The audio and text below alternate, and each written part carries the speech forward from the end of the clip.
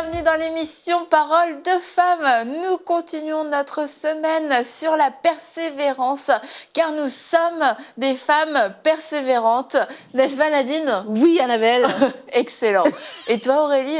Bien sûr. Bien sûr.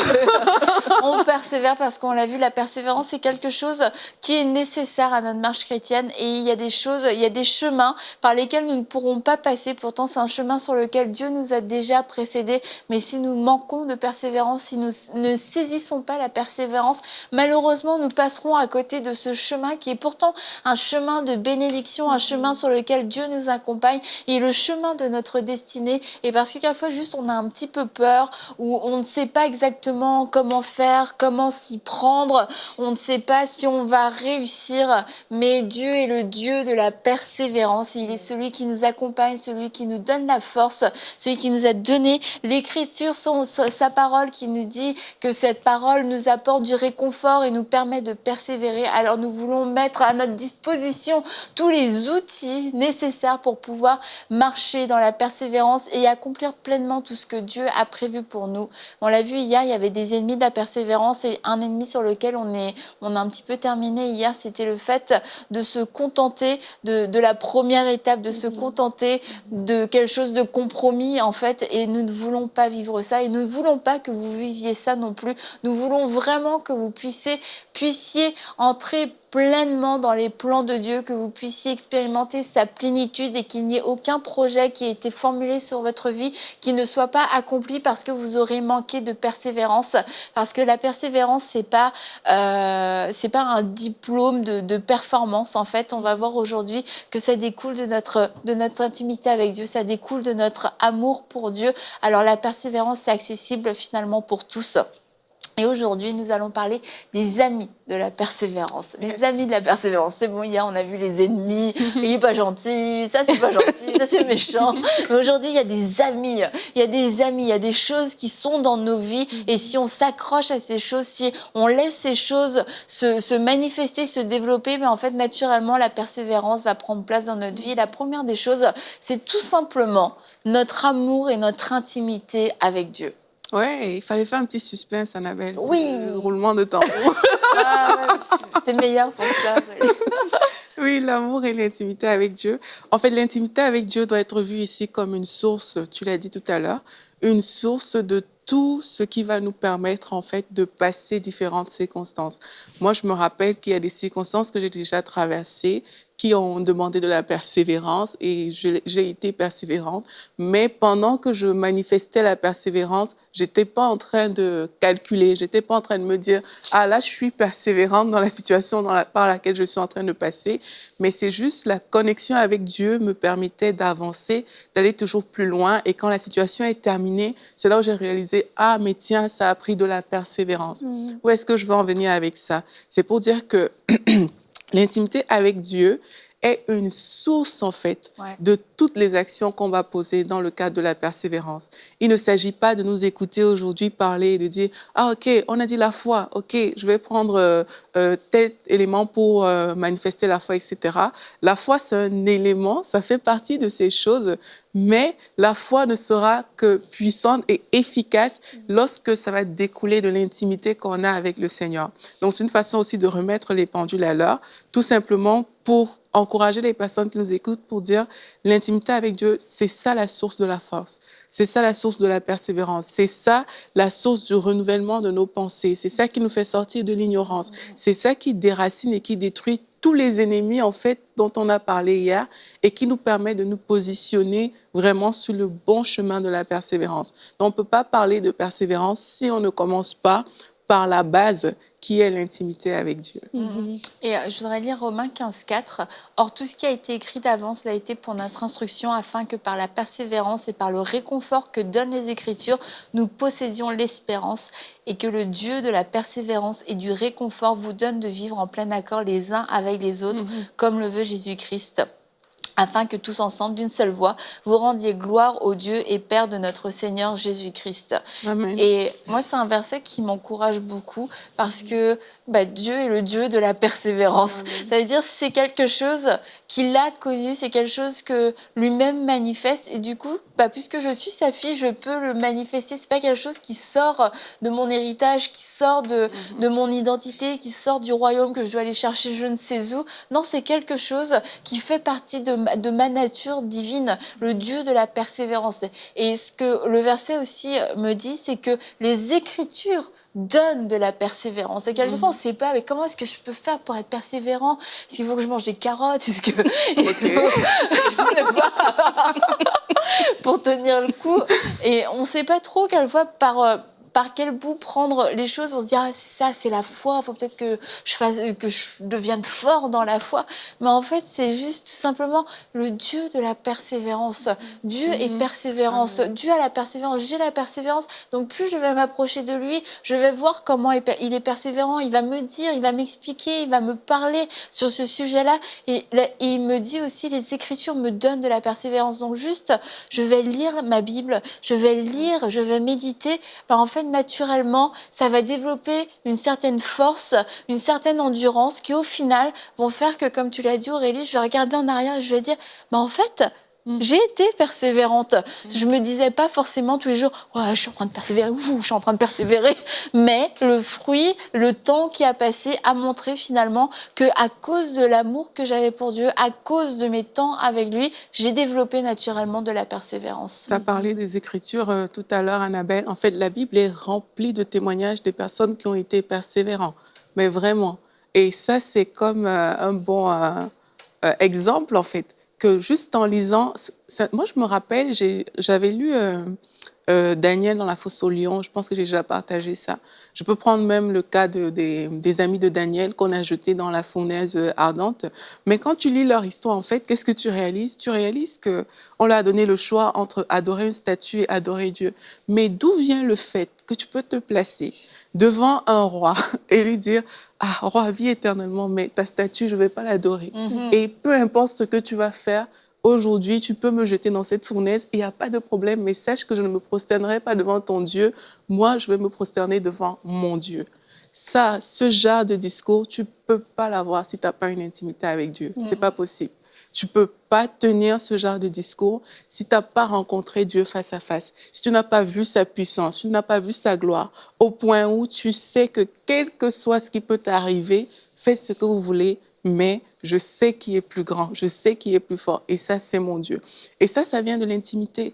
Ça vient de l'intimité. Il y a des situations qui vont vouloir nous défier pour nous dire, en fait, mais avec qui est-ce que tu es intime? En quoi est-ce que tu crois? C'est une question que les situations vont vouloir nous poser.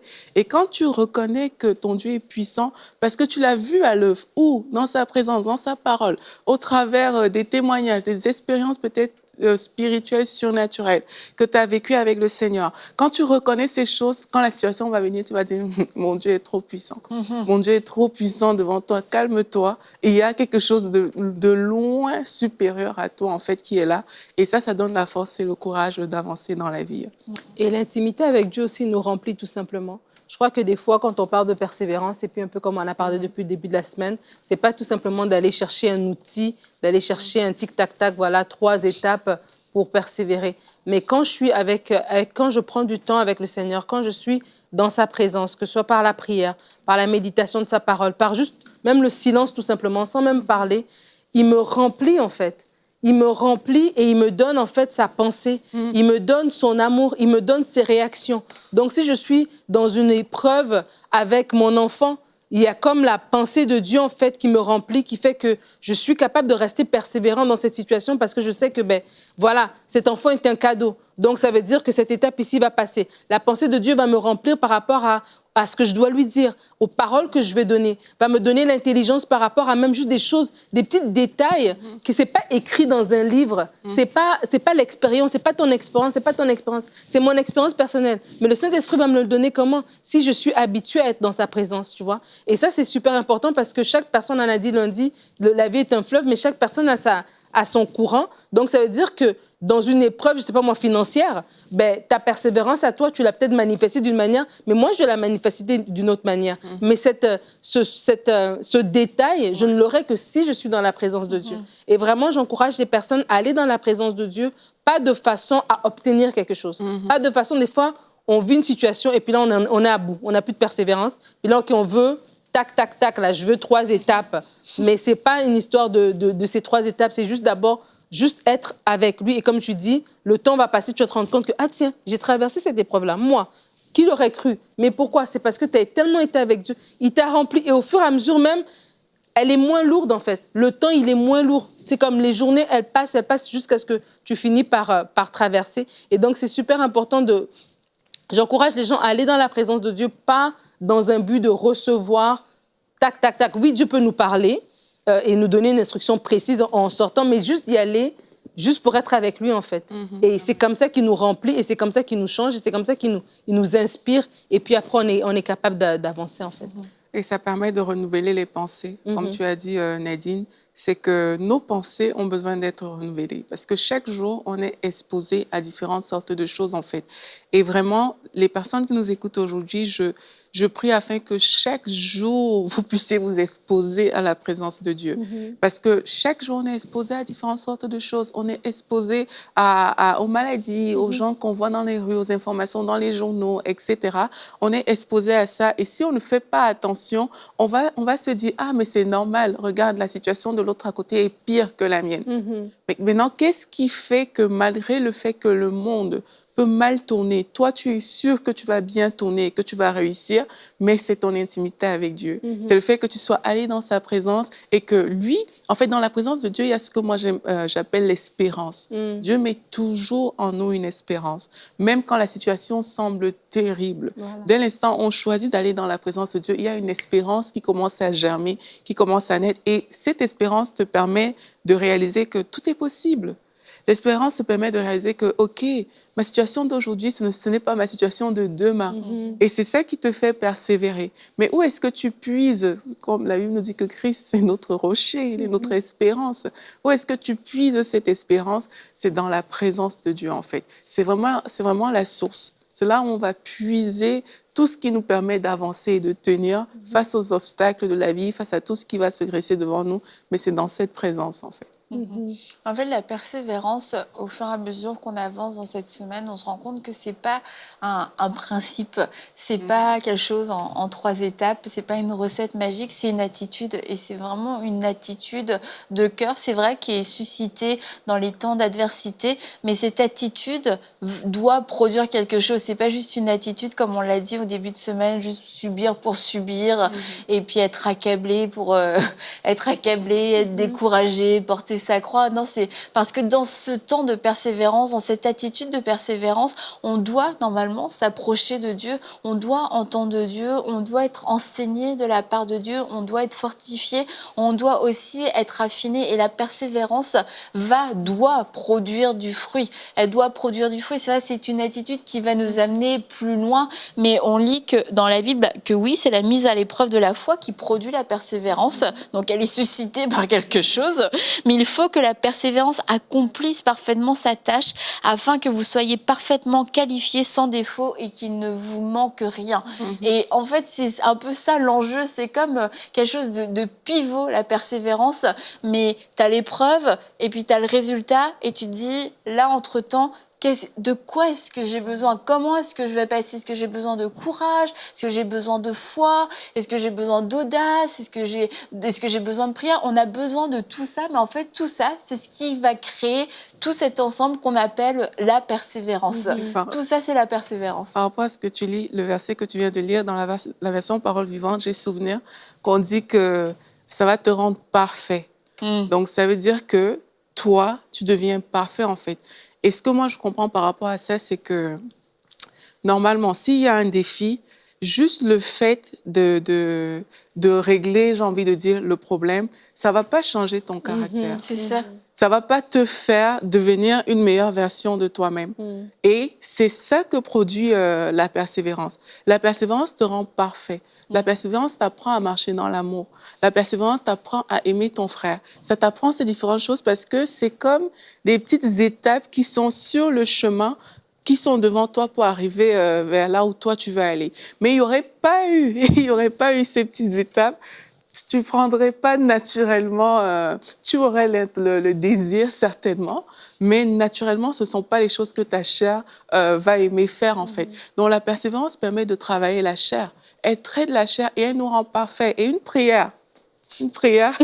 Attention, parce peut que les faire. prières d'Aurélie sont souvent dangereuses. Une prière qu'on pouvait faire, c'est de dire à Dieu, Seigneur, tant que je ne suis pas, parce que parfait, dans la version parole vivante, ça parle aussi de maturité spirituelle, hein, ça parle de grandir avec Dieu. Donc, tant que je ne suis pas encore arrivée là où tu veux m'amener par rapport à cette situation, je veux rester dedans. Parce qu'il faut être parfait. Il faut devenir parfait. Et c'est vrai, c'est une prière qui est comme... mais je vous dis, moi, je l'ai fait quand j'ai lu dans la version parole vivante. Je l'ai fait, mais même moi, quand je faisais, je me disais, ah, Seigneur. Mais c'est une prière à faire, je pense. Comme Jésus dans le jardin de Gethsémanée. Si cette coupe peut s'éloigner, mais bon, s'il faut que je la boive, je la boirai. Voilà, c'est l'abandon. Adieu. Mais c'est ça, mais c'est tellement important ce que tu viens de dire, Aurélie, parce que c'est vrai, quand tu parles de cette maturité, en fait, quand tu parles de ce changement en nous, lorsque nous restons dans la persévérance, mais la persévérance avec Dieu. Parce que si on reste dans la persévérance avec nous-mêmes, sans Dieu, ben, des fois, c'est l'aigreur qui va s'en sortir. Ça va être un fruit d'amertume, de regret, de dureté, toutes ces choses. Mais ce bon fruit, c'est lorsqu'on associe Dieu dans cette lutte, dans cette persévérance-là. Et ça, c'est super important. Et j'encourage les personnes qui, aujourd'hui, peut-être luttent sont dans une épreuve ou un défi et n'ont pas ce coussin de l'intimité avec Dieu, en fait, sur lequel s'appuyer, parce que ils n'avaient pas cultivé avant. Et du coup, voilà, ils sont ballottés un petit peu, donc comme l'image qu'on disait hier ou avant-hier, avec la vague, etc., que c'est jamais trop tard pour revenir au Seigneur, c'est jamais trop tard pour revenir vers lui, juste dans la... Et je dis juste, mais c'est une façon de parler, mais juste dans la parole, juste dans ce contact quotidien, ce contact avec sa parole, vous serez surpris des changements qui peuvent s'opérer en vous. Et vous vous dites, mais peut-être moi, j'ai toujours abandonné, j'ai jamais réussi à finir quelque chose. L'obstacle et moi, j'arrive jamais à surmonter. Mais Dieu est celui qui transforme. Dieu est celui qui transforme nos caractères aussi. C'est pas juste qu'il nous a sauvés, que notre éternité avec lui, mais ici, sur la vie, sur terre, il transforme aussi nos caractères. Et si vous étiez un Gédéon, si vous étiez habitué à lâcher, à vous cacher, aujourd'hui est le jour où Dieu met cette épreuve devant vous, comme la prière qu'Aurélie a faite, si vous voulez la faire. Mais ça vous revient. Il met cette épreuve devant vous. Et en fait, cette situation dans laquelle soit vous reculez, ou bien vous dites non, Seigneur, on va traverser. Cette fois-ci, je sais que je sortirai de là plus grand, je sortirai de là transformé. Je sais que tu me donnes les capacités pour persévérer et sortir de là avec le bon fruit que tu vas produire. Et c'est à ce moment-là qu'on voit aussi pleinement Dieu agir. On voit Dieu qui ouvre la mer, on voit Dieu qui fait tomber de la manne, on voit Dieu qui ressuscite, qui guérit. C'est tout ce moment où tu te dis, si on n'avait pas choisi de continuer, si on n'avait pas choisi de résister et qu'on était revenu en arrière, on n'aurait pas vu cette chose-là. Et c'est pour ça que notre foi est fortifiée. Dans la persévérance, oui, notre foi est fortifiée parce que c'est là où on va voir Dieu agir, là où on était certain dans ce moment que nous, on ne pouvait absolument rien faire et que personne même ne pouvait faire quelque chose pour nous, mais on voit Dieu agir. Et c'est pour ça, l'épreuve de la foi peut revenir et revenir, mais on accueille, on voit ces épreuves venir, on se dit non, je suis dans la joie. Je suis dans la joie, pas à cause de l'épreuve, je suis dans la joie parce que Dieu va encore se glorifier une fois de plus. Dieu va encore le faire. Dieu va me délivrer. Dieu va guérir. Dieu va ressusciter. Dieu va ramener à la vie. Dieu va faire le miracle. Et quand on voit l'épreuve et qu'on est rempli de joie, qu'on arrive à ce stade-là, oui, c'est une maturité.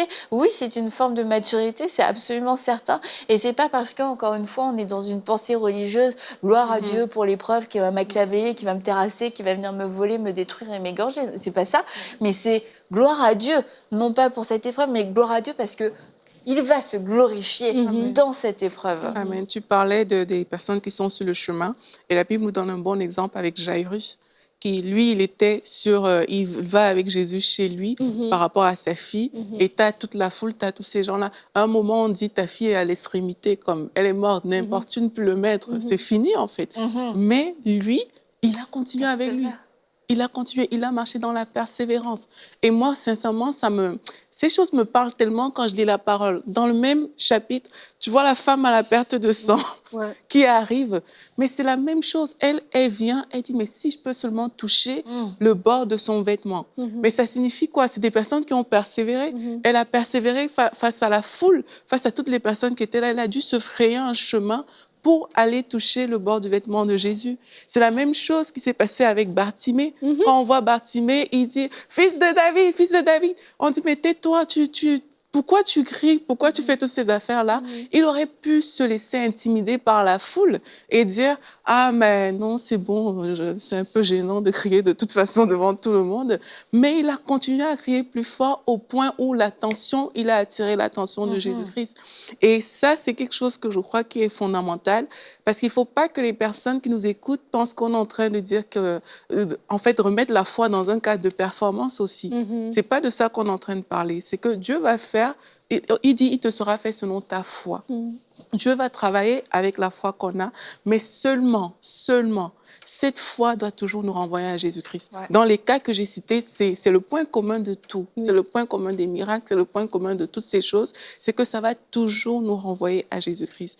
La femme à la perte de sang, son objectif, c'était toucher le vêtement de Jésus-Christ. Jairus était en chemin avec Jésus-Christ. Bartimée criait, « Fils de David !» Il appelait Jésus-Christ. Et c'est à ça, en fait, que notre foi doit toujours nous ramener.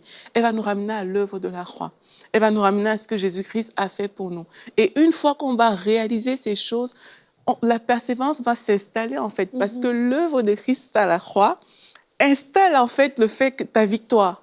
Et quand tu sais que tu es victorieux, mais tu continues d'avancer. Et quand tu n'as pas conscience que tu es victorieux, c'est là où tu baisses les bras, tu ne sais pas quoi faire. Est-ce que j'avance? Est-ce que je recule? Mais plus tu vas en profondeur avec le Christ, plus l'œuvre de la croix devient manifeste, évidente pour toi, et plus tu as le courage, tu as la force d'avancer. Et même quand tu parles des évangiles, j'ai en mémoire cette histoire que j'ai lue récemment de l'officier qui demande la guérison et puis Jésus lui donne la parole. Et il rentre, mais c'est long le chemin pour arriver jusqu'à chez lui, jusqu'à ce qu'il ait la confirmation que son fils est vivant. Et je me dis, c'est justement aussi ça dans la persévérance, comme tu parles d'avoir cette révélation de l'œuvre de la croix, mais de ne pas penser que le silence, entre guillemets, tu vois, donc si j'ai rien entendu, si j'ai rien vu aujourd'hui, si il n'y a rien qui s'est manifesté, ça veut dire qu'il n'y a rien qui se passe. De persévérer dans sa foi, c'est aussi persévérer dans tu vois, ce papa, il a eu la parole. OK, ton fils vit, d'accord, mon fils vit. Il marchait. Pendant qu'il marchait, mon fils vit, mon fils vit. C'est tout ce qui revenait dans ses pensées jusqu'à ce qu'il ait la confirmation réellement que son fils était vivant. Et je crois que c'est la même chose aussi des fois dans la persévérance. C'est aussi cet aspect de dire, voilà, j'ai eu cette parole, j'ai eu cette révélation de l'œuvre de la croix par rapport à ma situation. Quand même aujourd'hui, il n'y a rien qui s'est passé, mais cette parole, elle est encore vraie, tu vois, jusqu'à ce qu'elle se manifeste. Il y a un pasteur qui a donné un exemple. Quand tu parles de la parole, je pense à ça. Et comme on dit que la parole de Dieu, c'est le pain, c'est comme la nourriture. Et puis il dit, mais quand tu as mangé même une nourriture il y a peut-être une semaine, tu ne te rappelles plus de ce que tu as mangé. Pourtant, ce sont les vitamines de cette nourriture-là qui permettent que ton corps, il est en train de tourner, de fonctionner. Et c'est pareil quand on reçoit une parole du Seigneur, c'est que parfois même, il y a des personnes qui ont oublié la parole, mais cette parole-là, elle est en train d'agir sur la base de ta foi. Tu sais que je suis un enfant de Dieu. Je ne vais pas dire ça parce que ça peut amener encore peut-être plus loin. Mais tu sais que je suis un enfant de Dieu. Aurélie, elle est dans les enseignements. Elle a le grec, l'araméen, l'hébreu. Il n'y a que la grâce de Dieu. On t'écoute, Aurélie. Je suis un enfant de Dieu. Et Dieu est avec moi, en fait. Vraiment, moi, je prie vraiment que quelqu'un comprenne ça aujourd'hui. Dieu est avec moi. Dieu est de mon côté. Et devant toutes les situations par lesquelles vous pouvez passer, vous pouvez tout simplement dire, Dieu est de mon côté. Et si Dieu est de mon côté, dans la situation, regardez votre situation, là où vous êtes. Et vous dites, il y a une personne qui va devoir flancher. Et ce ne sera pas moi. Et c'est ça la persévérance. Pourquoi ce ne sera pas vous? Parce que Dieu est avec vous et Dieu est de votre côté. On va prier ensemble et on va vraiment dire ça, sincèrement. Si Dieu est avec nous, qui peut, franchement, qui est tellement si grand? Quelle est la chose qui est tellement si grande qu'elle peut venir contre Dieu, qu'elle peut s'opposer à Dieu? Ça n'existe pas, c'est impossible. Dieu est trop grand, Dieu est trop fort. Et la situation par laquelle vous êtes en train de passer aujourd'hui est infiniment inférieure. Vraiment, elle est rien du tout. Ce n'est qu'une bagatelle devant la grandeur et la puissance de Dieu qui a toute l'autorité et tout le pouvoir pour la renverser.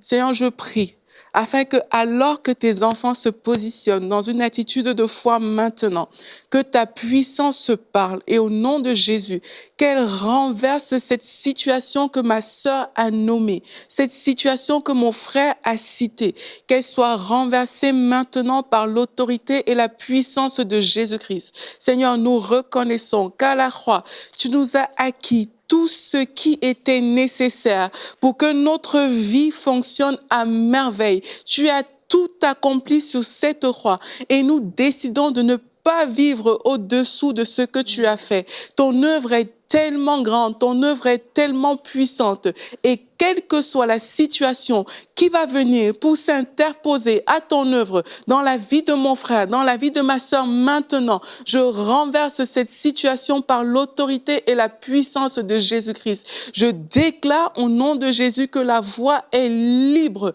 l'accès est libre et aujourd'hui, des personnes commencent à voir des fruits extraordinaires. Les situations qui avaient perduré, elles sont renversées par l'autorité et la puissance de Jésus-Christ. Des voiles tombent, les écailles tombent, les couples sont restaurés, des vies sont transformées. Tout ce qui tenait encore dans votre vie, au nom de Jésus, est renversé par l'autorité et la puissance de la croix. Nous renversons ces choses. Seigneur, nous te bénissons de ce que tu agis maintenant dans la vie de plusieurs personnes. Et au nom de Jésus, nous vous bénissons vraiment. Nous rendons gloire à Dieu et on est convaincus qu'il y a d'excellentes choses qui sont en train de se passer dans votre vie actuellement. Amen. Et Jairus n'a pas voulu laisser partir Jésus, il a voulu aller jusqu'au bout. Et alors que vous avez commencé avec lui, finissez avec lui. Il est l'alpha et l'oméga. Laissez Jésus aller jusqu'au bout de la situation parce que c'est lui qui aura le mot final.